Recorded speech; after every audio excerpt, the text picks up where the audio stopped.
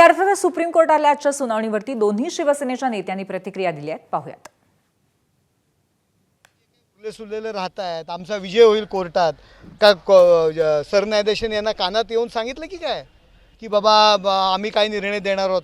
आज काय झालं, तेच मुद्दे घासून घासून घासून तेच गेले 3 वर्ष तेच पक्ष संघटना, विधिमंडळ पक्ष, एकूण पक्ष, या मुद्द्यांव्यतिरिक्त कुठल्या मुद्द्यांवर. आणि खोटं सरन्यायाधीशांसमोर जेव्हा लोकशाहीचा विषय आला तेव्हा खोटं सांगितलं जातं. हाच मुद्दा त्यांनी कायम ठेवावा.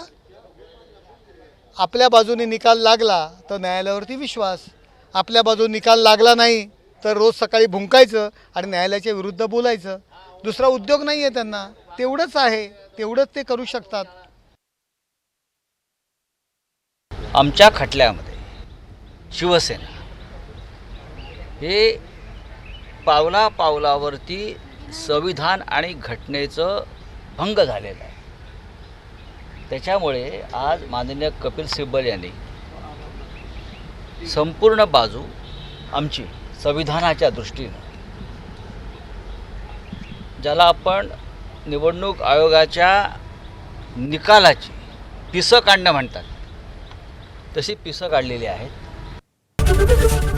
एबीपी माझा, उघडा डोळे बघा नीट.